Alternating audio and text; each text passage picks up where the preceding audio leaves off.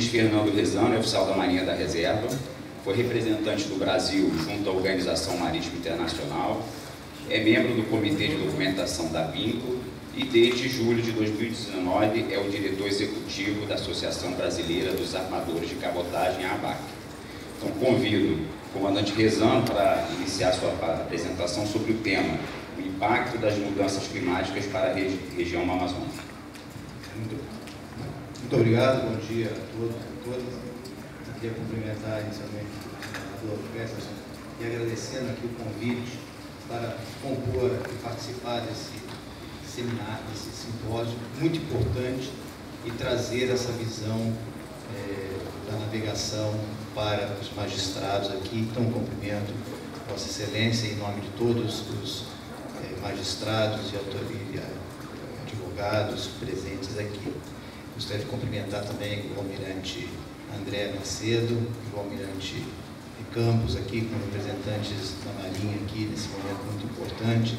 E, em nome das mulheres, gostaria de cumprimentar a deputada Célia Jordão aqui, que sempre acho bonito, deputada, assim, ver várias mulheres aqui presentes já nesse setor, que às vezes nosso segmento é muito masculinizado ainda, mas nós trabalhamos para que isso seja revertido. Agradecer aqui aos meus colegas de painel, ao comandante Calixto aqui, que realmente é muito importante a presença aqui no Rio de Janeiro, da capitania, e o nosso regulador, né, doutor Eduardo Neri, mas eu gostaria até de fazer aqui uma referência a um regulador em que há diálogo, isso que é importante. É a agência fazendo o seu papel de regular, mas sem ser aquela mão firme que é assim e acabou. Não, vamos discutir, né? Então isso é muito importante. Doutor Eduardo, queria cumprimentar o senhor e toda a agência com todos os outros demais diretores também, dessa importante maneira de conduzir os trabalhos perante os seus regulados. Aí, né? É um tema bastante amplo, tá certo? O impacto das mudanças climáticas, e falando de descarbonização e o que vivemos hoje aqui no Brasil, tá certo? E aí eu procurei trazer aqui uma coisa concreta, como o comandante Calixto falou, do que aconteceu na região amazônica o ano passado e este ano aqui. Não está passando aqui, então, passou. Então, falando só sobre a ABAC, é uma entidade que não é nova, foi fundada em 1973, e atuamos na defesa da navegação de cabotagem longo curso. E atuamos para conscientizar os diversos segmentos da sociedade, e agradeço a oportunidade aqui, mais uma vez, da importância dos navios de registro brasileiro. Isso é muito importante. E alertamos sobre a necessidade de participação da nossa bandeira no comércio internacional também. Bom, aqui apenas para dar uma dimensão do que é a cabotagem, tá certo? Porque às vezes, como eu gosto sempre de falar assim, quem contrata a cabotagem não é o CPF, é o CNPJ, então, portanto, a gente não percebe o que foi transportado na cabotagem. Então, aqui apenas para vocês terem uma ideia, em azul aqui realmente o que é transporte de Brasil, tá certo? Cargas vem de Manaus, vão para Santos, cargas de arroz que vai do Rio Grande do Sul, que vai para o Nordeste, o cimento que vai abastecer Manaus, todas as cargas que nós temos movimentadas. Em azul, em amarelo são as cargas feeder. Olhem como é importante tanto se fala, né, até a Maersk apresentou um estudo recente, essa semana, sobre hub ports, né? Então, a importância da cabotagem para fazer a distribuição das cargas de importação ou as que vão para exportação, concentrando e otimizando o transporte marítimo doméstico e o de longo curso também, como o doutor Eduardo falou aqui. Se o navio de longo curso, um navio grande, ele pode atracar em apenas 2 portos brasileiros e depois a carga ser distribuída pela cabotagem, economiza-se enormemente, a quantidade de economia nas emissões de gases é significativa. E em verdinho ali é o que é feito no Mercosul. E aí eu gostaria só de chamar a atenção que até em 2021, tá certo? Nós tínhamos uma grande parcela de Mercosul, mas infelizmente o Brasil decidiu por denunciar o acordo bilateral do Brasil-Argentina e que eram cargas que eram transportadas por empresas brasileiras de navegação brasileiras ou argentinas. O Brasil decidiu denunciar e olha só o que aconteceu com esta denúncia. Senhores e senhoras, essa carga não desapareceu, passou a ser feita nos navios de longo curso. Então, é a importância de termos uma visão estratégica da cabotagem, né? Aqui se fala muito, não faltam navios. Então aqui eu trago aqui para os senhores e senhoras, desculpa, eu estou falando para muitas pessoas de advogados, de formação jurídica, etc., mas é importante que tenham isso daqui, por isso eu trouxe muitos gráficos aqui, exatamente para terem a percepção, a capacidade semanal que os nossos navios oferecem ao longo da costa. Então nós notamos que em 2008 passávamos pouco mais de 5 mil contêineros, era a capacidade semanal dos nossos navios. E olha o que pareceu em 2024, que subimos lá para 36 mil. Então essa é a capacidade semanal. É um índice muito nosso aqui, tá certo? Mas é para mostrar quanto a cabotagem aumenta e aumenta. Aí é aquele o ovo e a galinha, tá certo? A cabotagem aumenta porque oferece serviço, a cabotagem aumenta porque tem demanda. Então é o biscoito Tostines aqui que ficamos nessa briga aí, mas é importante. E aí mostra então aqui o salto que deu em 2022, tá certo? Muitos colocam isso daí por conta da lei do BR do Mar, mas não é o programa BR do Mar, e sim uma iniciativa que houve de permitir, que foi alterado, que há dúvidas, bom, agora é regra, né, de possibilidade de criar empresas brasileiras de navegação sem a propriedade de navio, e que fez com que uma única empresa entrasse com 4 navios na cabotagem, né? Então, mais outras empresas já existentes aumentaram também a sua frota baseado nessas regras atuais, né? Aqui, vamos para Manaus, tá certo? Vamos lá na região amazônica, o que aconteceu? Aqui eu trago aqui esse gráfico desses últimos 4 anos aqui, e 2024 ainda parcial, para mostrar o seguinte: quanto de carga sai ou chega a Manaus pelo modo do transporte da cabotagem, comparado com o vermelhinho ali, que é o rodoviário ou o rorô caboclo, que é conhecido, que é a fato dos caminhões embarcarem diretamente nas balsas, virem até Manaus, virem até Santarém ou virem até Belém e depois pegarem a rodovia descendo as estradas. Então aqui mostra como Manaus, como a região amazônica é dependente do transporte da cabotagem. E ficamos muito felizes de serem independentes, estamos aqui para atendê-los, né? Isso apenas nos contêineres cheios, só porque tem a logística do contêiner é uma coisa que somente quem opera consegue entender, porque nós levamos, é comum, isso aí, Manaus, por exemplo, nós levamos muitos contêineres de 20 pés, que é aquele contêiner menorzinho, tá certo? Porque são cargas pesadas. Nós levamos aço, nós levamos vaso sanitário, levamos tinta, cargas que têm muito peso específico, enquanto que tiramos de lá televisores como esses que estão aqui, ar-condicionado como os que estão lá no split das casas dos senhores e senhoras, as motocicletas que têm baixo peso específico. Então precisa-se do container de 40 pés.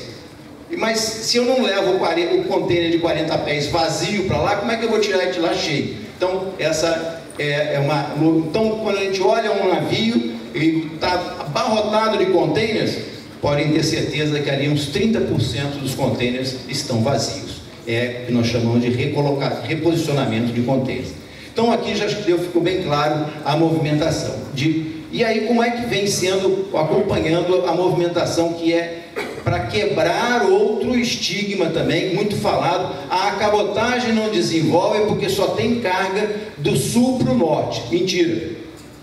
Olha aqui, quanto é embarcado, quanto é desembarcado em Manaus. É totalmente equilibrado, bastante equilibrado.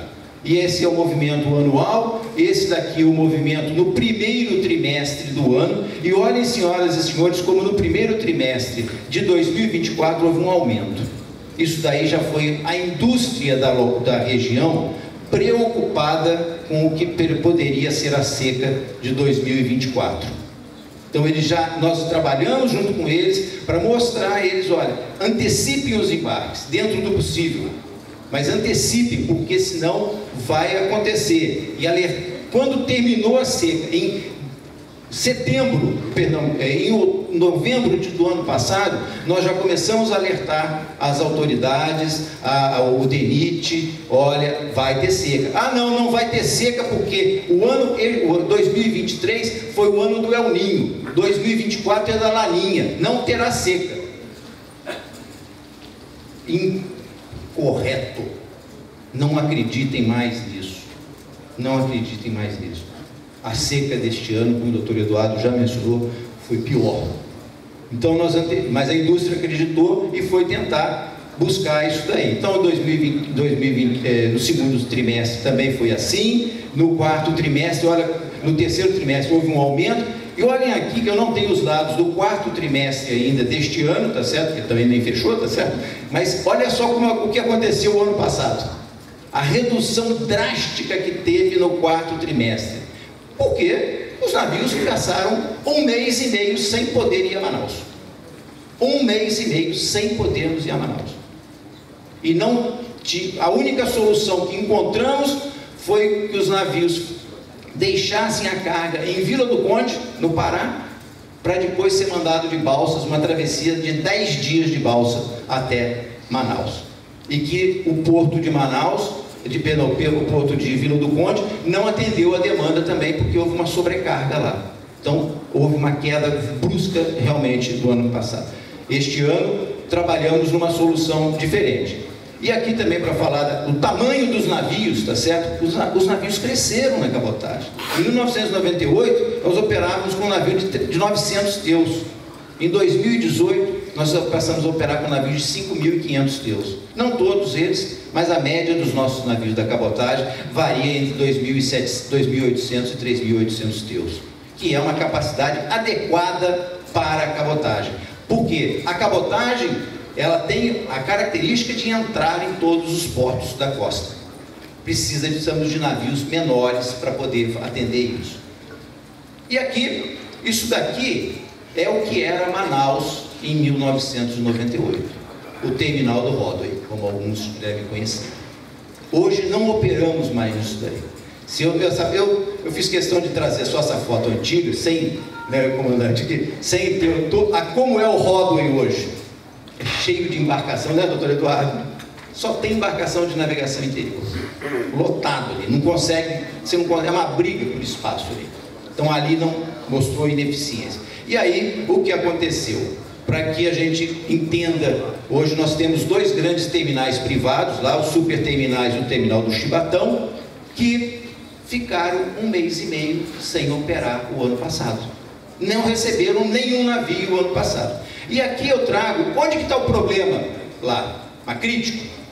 Rio Amazonas, né, acho que foi o desembargador Peterson falou, né, no seu discurso, não, a imensidão do Rio Amazonas, né, que o embaixador André Esteves mencionou, mas o Rio Amazonas secou. E aqui estão os pontos críticos para nós. Manaus está aqui, Manaus está lá para o lado esquerdo da transparência, tá certo? Então nós temos aqui Itacoatiara, aqui ao lado mais à direita, tá certo? Que é onde foram instalados os terminais flutuantes, tá certo? Aqui, na Enseada do Madeira, que é exatamente na foz do Rio Madeira, há um assoreamento brutal, em que nós conseguimos ali, vocês vejam, em 5 de novembro do ano passado, tinha apenas 7,30 metros de profundidade, inviabilizando a passagem de nossos navios nesse trecho. E da mesma forma lá no Tabocal, que é um trecho mais perto lá da foz do Rio Negro, que também era muito importante. E a solução encontrada, então, foi a instalação dos piers flutuantes aqui nessa região do rio. Então aqui onde foi instalado o terminal flutuante do Chibatão, depois eu vou mostrar uma foto, e lá em cima, em amarelo lá também, mais próximo da margem do rio, o terminal flutuante do superterminais.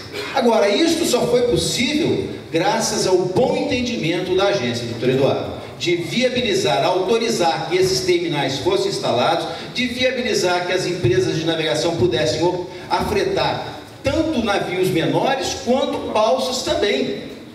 O entendimento, a agência foi extremamente parceira. Quero destacar isso daqui, doutor Eduardo, mais uma vez. Então essa foi a solução encontrada. Logicamente que isso não foi barato. Isso, porque, olha só, isto é o terminal flutuante. Isto é o terminal flutuante. Aqui nós temos um navio, o primeiro navio que atracou foi um navio da Login, tá certo? Atracou lá no... Então o navio, ele ocupa integralmente o pier. E aí a operação que se faz é, aqueles guindastes que estão no pier, tá certo? Eles são transferidos diretamente do navio para as balsas que estão ali à direita, ou vice-versa, das balsas também, da Zona Franca, a produção da Zona Franca, embarcando nos navios. E aí, necessidades. Nesse pier aí, tem 110 pessoas trabalhando diariamente. É segurança, é alimentação, tudo precisa funcionar.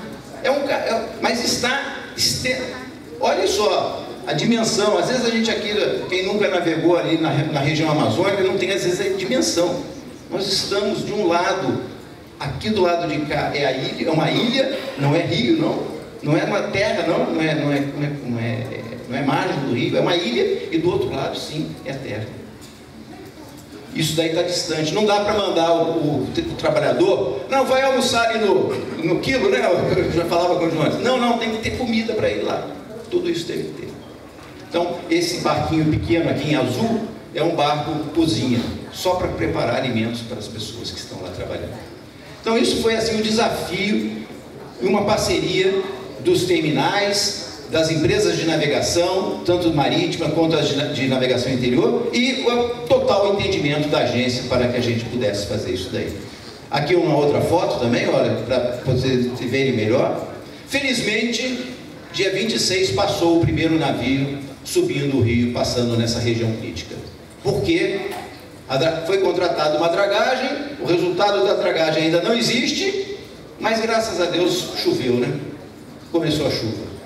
E conseguimos passar. O primeiro navio passou com 7,60 metros e no dia seguinte passou já com 8 metros de calado, com segurança. O capitão dos portos, até o Cavalhais acompanhou lá a passagem, foi a bordo do navio para ver em loco a passagem, e conseguimos passar. E agora está subindo o rio, vai resolver o problema. Mas não nos acomodemos, gente. As crises climáticas, né, doutor Eduardo, elas vão se repetir. Rio Grande do Sul, todo mundo se mobilizou, todo mundo conheceu a crise do Rio Grande do Sul, mas isso daqui poucas pessoas conhecem. Por quê? Não foi o CPF de vocês, não saiu na imprensa isso daí, mas graças a esse esforço que tem sido feito. Então, aqui na navegação de cabotagem, nós temos grandes desafios. Como o doutor Eduardo mencionou, lá no Reino Unido, se preparando para o que vai acontecer em 2050, nós também temos que nos preparar. Hoje nós vivemos uma dificuldade de contratação de mão de obra, né, Almirante André? Precisamos que haja mais oferta de marítimos para tripular os nossos navios. Temos uma infraestrutura adequada. E quando eu falo portos aqui, estou falando disso daqui. Porque infraestrutura não é caro pagar por ela, doutor Eduardo. Mais caro é não ter ela. E aí, a gente tem que criar uma taxa da seca, mas não é porque o amador quer se enriquecer com a taxa da seca. É para compensar, como o estudo lá vai mostrar, né, doutor Eduardo? É para compensar o que a gente deixa de poder transportar. É uma equação econômica, porque um navio de 3.800 teus, ele faz a conta levando, não os 3.800, mas uma matriz econômica daquilo ali. Cada empresa trabalha com um número lá, que eu não e aliás eu nem quero saber, tá certo? Não posso saber, né? Porque senão o CAD vem em cima de mim, né? Mas, então tem lá a sua equação econômica. É isso que a gente precisa. Como é que eu resolvo isso daí? Então, a gente precisa compensar. E aí, como colocou como último item aqui, descarbonização e transição energética, né? Queria só, para aproveitar esses meus últimos segundos aqui, e dizer o seguinte, que se tem dois modais que são regulados internacionalmente, é o marítimo e o aéreo. Nós seguimos regras lá da IMO, no marítimo. Do aéreo segue regras da ICAO. E nós temos que cumprir. Enquanto que os compromissos ambientais do nosso país são compromissos. Nós vamos lá na COP, apresentamos metas assim bastante audaciosas, mas como é que vamos cumprir? Como é que nós vamos cumprir? Eu acho que a iniciativa da agência de fazer esse levantamento das emissões é extremamente positiva, porque nós precisamos saber, eu vou reduzir, mas se eu não sei de quanto eu vou reduzir, não significa nada. Então nós precisamos conhecer as nossas emissões, nós conhecemos e nós contribuímos para isso daí, mas precisamos que todos os outros segmentos também contribuam. Por quê? E a primeira contribuição que a cabotagem pode dar é maior equilíbrio da matriz de transporte. Apenas 11% da logística brasileira é feito no modal marítimo, sendo que desses 11%, 60%, Jones, é do nosso alívio de petróleo. Então, a transporte ao longo da costa é praticamente, eu não vou dizer nulo, porque senão eu estou jogando contra o meu patrimônio, né? Mas é muito baixo. Nós precisamos aumentar, precisamos buscar o maior equilíbrio da matriz de transporte. Senhoras e senhores, eu queria agradecer. Essas são as empresas associadas hoje da BAC, somos 11 empresas associadas e que operamos com embarcações adequadas para o transporte marítimo na costa brasileira. E então eu queria agradecer mais uma vez a oportunidade aqui e me colocar à disposição para qualquer pergunta, seja aqui ou então depois também do comandante Calixto. Muito obrigado.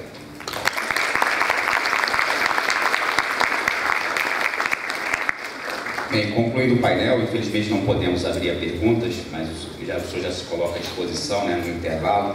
Gostaria de tecer alguns breves comentários. Né? Vimos duas abordagens complementares, uma sobre o prisma do ente público, estatal, outra da perspectiva do setor privado, dos armadores. Em ambas, vimos o comprometimento com a adaptação e com a evolução necessárias para prosseguir com as metas globais de transição energética e para enfrentar os desafios das mudanças climáticas no setor aquaviário. Isso comprova que o país está no caminho certo para garantir a competitividade e a resiliência desse setor, algo que seria potencializado com o estabelecimento de políticas públicas para gerar ambiente de confiança aos investidores e com o desenvolvimento de um plano nacional de transição energética para o transporte marítimo. Certamente esse fórum multidisciplinar que estamos hoje aqui para discussão é uma significativa contribuição nesse sentido e por isso eu parabenizo o Instituto dos Magistrados do Brasil pela iniciativa. Considero importante e oportuno fazer uma contribuição que é para mencionar o papel da Comissão Coordenadora para os Assuntos da Organização Marítima Internacional, a CCA-IMO, que é um colegiado composto por representantes de 13 ministérios e da ANTAC, e que é coordenado pela Marinha do Brasil. O posicionamento do país sobre a transição energética junto à IMO será resultado dos trabalhos da CCA-IMO. Então, por fim, agradeço aos palestrantes pelas valorosas contribuições e, para materializar, entrego um certificado de contribuição.